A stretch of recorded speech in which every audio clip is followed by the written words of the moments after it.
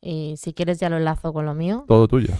que sí que hace 2 semanas hablábamos de que el tráfico a las webs procedente de Google había disminuido un Sí. 2,5% de forma general. Después lo aterrizamos y vimos que habían caído en picado los tráficos de las webs informacionales, bueno, por lo que estamos comentando, ¿no?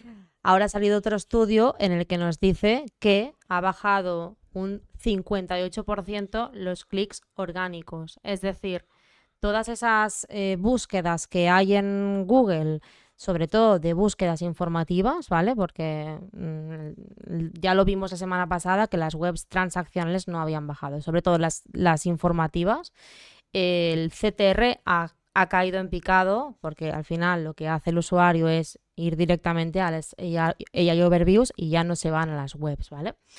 Entonces, lo dicho, una caída drástica en clics informativos de un 58%. Aunque el tráfico general de Google parece estable, el estudio revela que las consultas informativas, el CTR, cae un 58% y el usuario ya no pincha en el enlace porque ya ha leído lo que necesitaba, Claro. ¿vale? Lo que estás comentando. Dice, estar en el primer puesto de los resultados orgánicos ya no garantiza el éxito. Si hay una AI Overview arriba, gran parte de la atención y el clic se queda en el recuadro de Google, dejando migajas para los resultados tradicionales.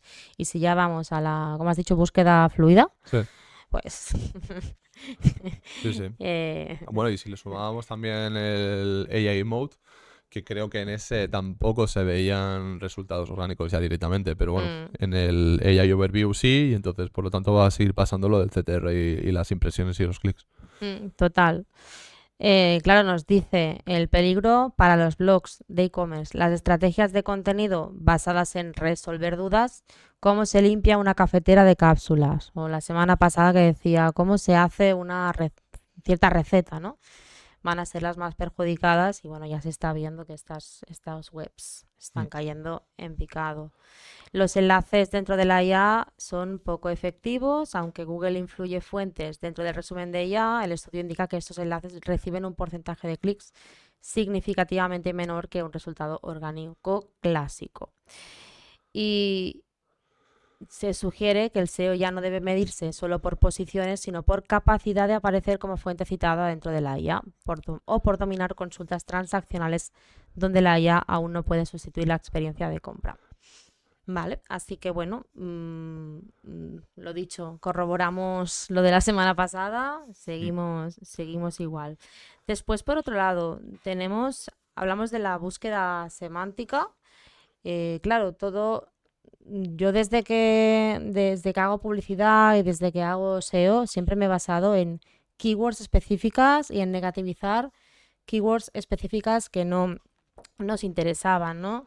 Yo qué sé, por ejemplo, estoy buscando café y alguien busca, pero hay anuncios de café en grano, café molido o lo que sea, ¿no? Sí. Pues al final tu keyword principal long tail sería café en grano si estás buscando café en grano, pero después vas a negativizar todo lo otro, ¿no? O sea, muy básico. A partir de ahora, todo esto está cambiando. O sea, ya tienes que hacer entender a las IAs, bueno, a las IAs, o sea, toda la información que tienes en las webs o en los listings o donde sea, tienes que hacerles entender que ese café que estás vendiendo es café en grano y no es café molido y que pertenece a X cafetera, ¿no? Sí. Entonces, todo eso es lo que se tiene que trabajar, todo lo que es la búsqueda semántica. Después hablaremos también de Rufus, que también hay una novedad dentro de Ads para poder acceder a cierta información. De hecho, una de las cosas que, sobre todo cuando he estado haciendo ahora toda la parte de automatización de los contenidos para el blog y todo eso, realmente Sí. he estado interactuando mucho con la IA para ver de qué manera tenía que ser los contenidos y sí que es cierto que son bastante diferentes. O sea, el contenido que podamos hacer en una noticia o en una keyword evergreen para el blog, pese a que puedan ser aprovechables para tanto SEO como para GEO, sí que el contenido como se estructura es muy diferente. Y al final, pues, te dice, pues, primero haz un primer párrafo que sea introductorio y explicatorio de todo lo que va a venir después. Después mete unas viñetas que sean muy específicas y encima también con datos que le den mayor objetividad al artículo.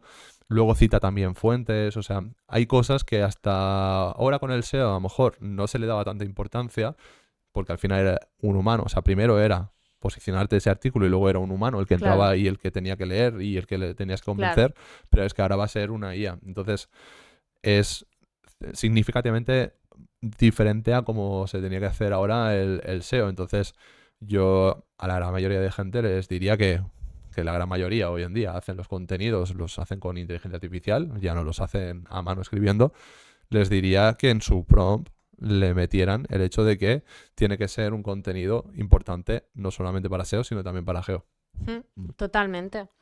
De hecho, aquí nos dice, Google ya no busca solo la palabra raqueta, entiende que una raqueta está relacionada con el tenis, con Rafa Nadal, con cuerdas y con deporte. Claro. Si tu e-commerce vende un producto, tu web debe mencionar y relacionar todos estos conceptos. Dice, si alguien busca cómo preparar mi primera maratón, la búsqueda semántica entiende que el usuario necesita un plan de entrenamiento, zapatillas adecuadas, consejos de nutrición, o sea, hay que trabajar toda esta parte.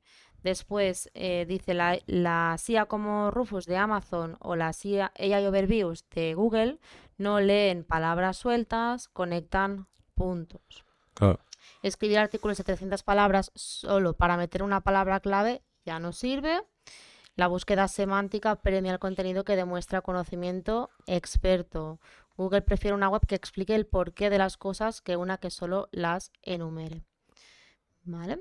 Y después nos vamos ya al último punto de Google. Hoy tenemos bastante contenido, ¿eh?